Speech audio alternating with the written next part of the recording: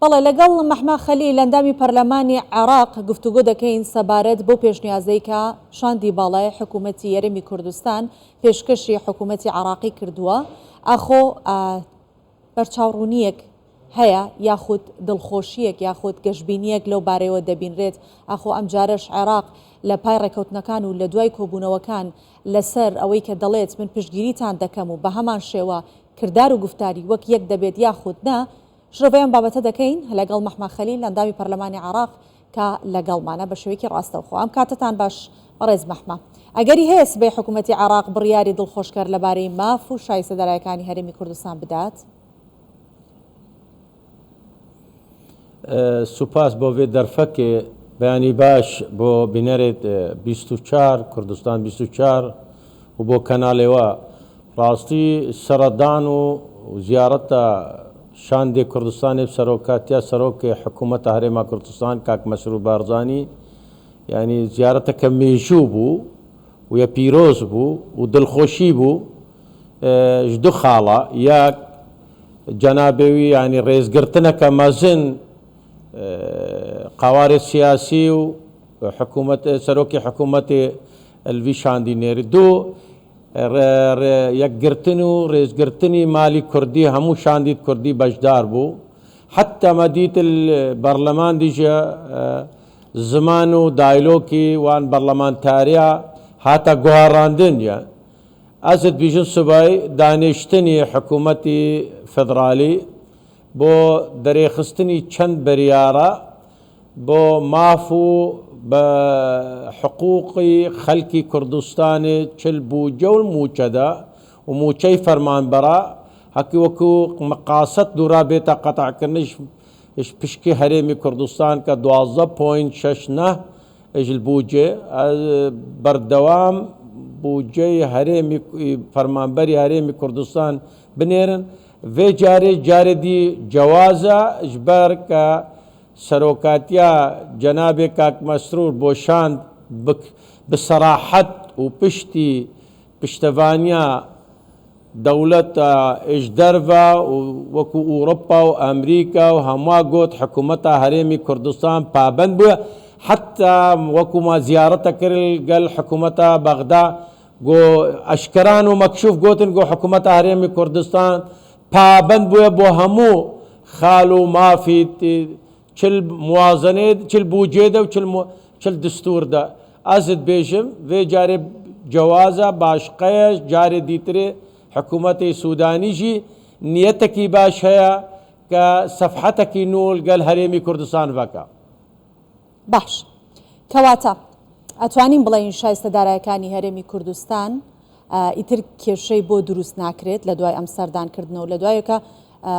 با بڵێن لایەنەکانی حکوومەتی عێراقی دانیان بۆدا ناوە کە حکوومەتی هەرێمی کوردستان پابند بۆ بە هەموو ئەو ئەرکانی کە لە ئەستۆیەتی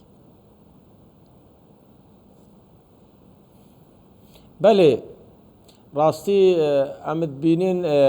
پشتی vê seredana mêjû pîroz û duhîjî û îrojî û sibejî baz bikim شاندا حکوومەتە هەرێما کوردستان بەردەوام گەل حکوومەتە بەغدا بێتەکرد سەرمافێ دستوری و یەت یاسایی و بەرنامەی حکومی کە هەموو ماف و خاڵت ملەتێک کورد هاتینە دامەزراندن vê rêkeftinê vê bernamecî de yekîş wan mafên bûc hiseta pişka Herêma Kurdistana حقوق و mafê mûça xwerayna ماده 140 قانونی نەوت و غازە ڕێکەفتنا شنگالێ حقوقی پێشمەرگایە حقوق و مافێت سیادینە ڕاستیت بینم وەکو کە تشتێکی نوژەند هاتە چێکردن حکوومەتا بەغداژی وەکو کە هاتیە بن واقعکی جدیددا پشتی مالا کوردی یەک ڕێزێ چۆ پێش یەک ڕێزگرت یەک لایەنی چوو هەموو قوارێت کوردستانی گەل جەنابێ کاک مەسرور بارزانی چوونە سەردانە بەرێز سوودانی کردن و سەرۆکێ کۆمارکردن و سەرۆکێ بەرلەمانکردن و چۆن قوارێت سیاسی چه نوری المالکی چه حیدەر عەبادی چه عەمار الحەکیم چه عەیات عەلاوی چه قەیس الخەزعەلی هەموو وەکوڤان لایەنە بەرلەمانتاریە دوان پشتگیریە خۆ کرد بۆکی گوتی تەسفیرە مەشاکلان نێڤە هەرێما کوردستانی و بەغداژی ئەوشی وەکی گوتی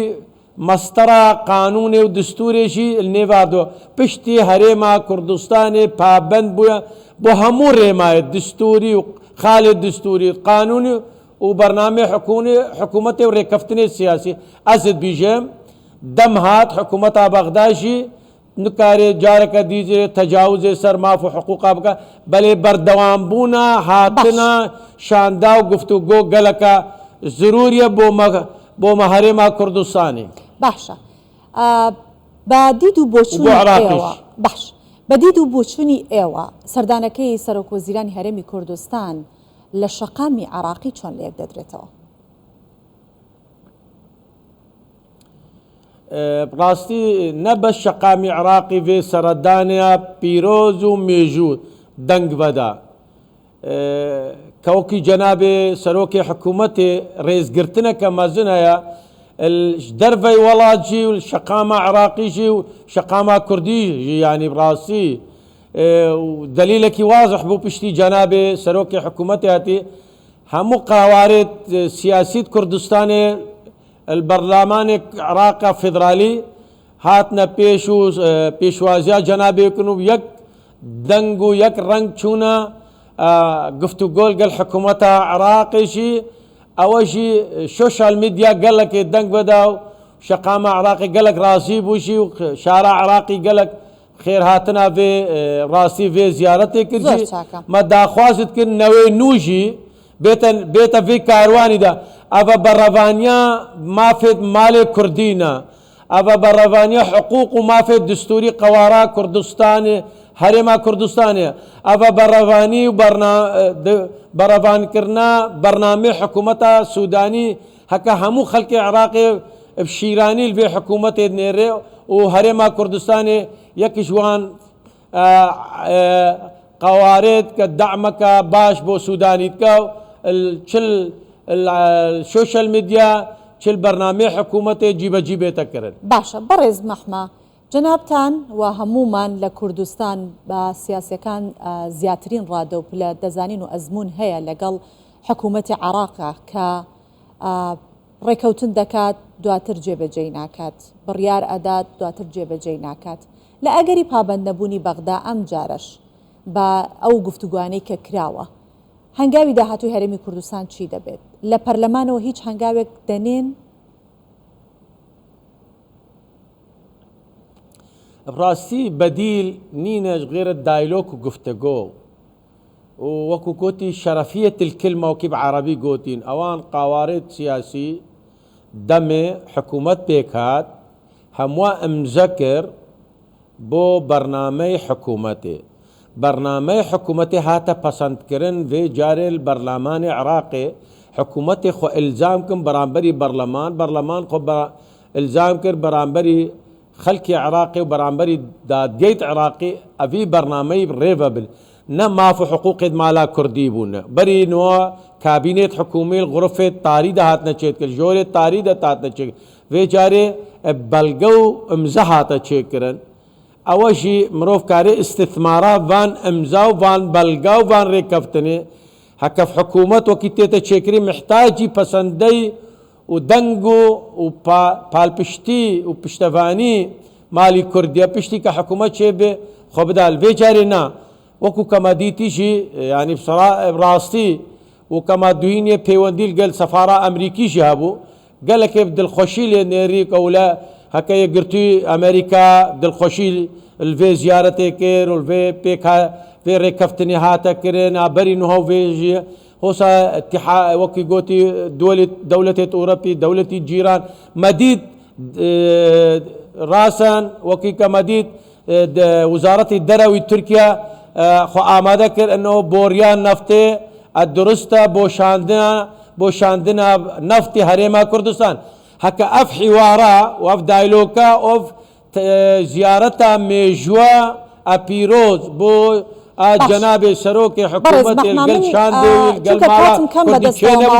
تركيا خواهد نذكر هوسا لا برستان بكم سبارت بويكا دو پیشنیاز لەلایەن حکوومەتی هەرێمی کوردستانەوە بە بەغدا درراوە یەکەم پێشنیازیان کورسخایەنەکەیە کە داوای 800 ملیار دینار دەکرێت بۆ موچەی موچەخۆران و لەگەڵ داهاتی ناخۆ کوردستان دەتوانێت موچەی موچەخۆرانی پێ بدات. پێشنیازی دووەم کە پێشنیازە درێژخانەکەی دیکەی ئەویش هەموارکردنەوەی چەند مادەیەکی دەستورە تایبەت بە پرسی بودجەی هەرێمی کوردستان لە ناو یاسای بودجەدا. ئەوەی کە مەسرور بارزانی سەرۆکوەزیران داوای کردووە کام مادانن و چی تیادا هەموار بکرێتەوە چ شتێک دەبێت بگۆڕدرێت. بڕاستی پشتی vê ziyareta pîroz em karin bêjin mangana 700 milyar dînarî Iraqî mûçexorê Herêma Kurdistanê dê nêrina wê bo Herêma Kurdistanê rêke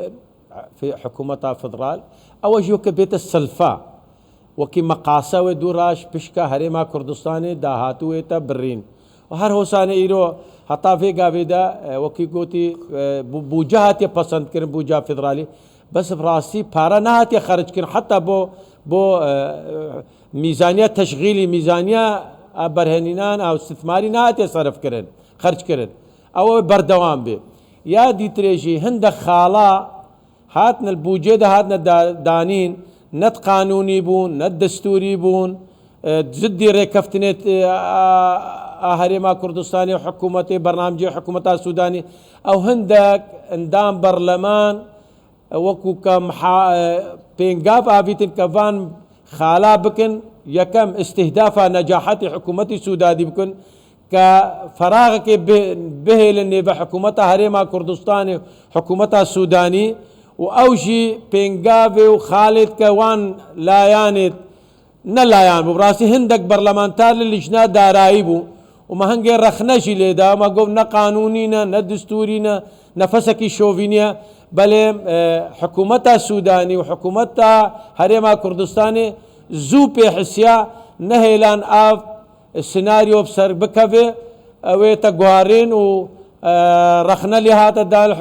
dadgah federalî ew jî cîbecî ne bi seredana cenabê hikûmeta Herêma Kurdistan Herêmê Kurdistanê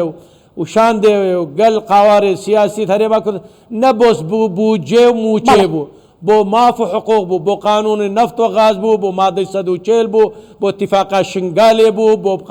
maf û hiqûqê pêşmerga bû bo vegeriyana wekû gotî مقراتê ma bo havan deverê ke çi şingalê û çi Mûsilê û çi Kerkûkê beşdarîbûna me hilbijartinê dahatû wekû gotî em hizbî reqemiyekên Herêma Kurdistanê li Bexda em wekû midafî reqemiyekin bo Sudanî ev hemû xala pêşçavî xelkê Iraqê û qawarî siyasî Sudanî û pêşçavî xelkê Kurdistan wezekî baş e netayicekî baş e em daxwaz dikin ev seredan berdewam bin da evan xalê mayî em kotayî bînin. بەڵێ سپاس بۆ مەحمەد خەلیل ئەندامی پەرلەمانی عێراق لەگەڵمان بوویت سپاس بۆ بەشداربوونتان.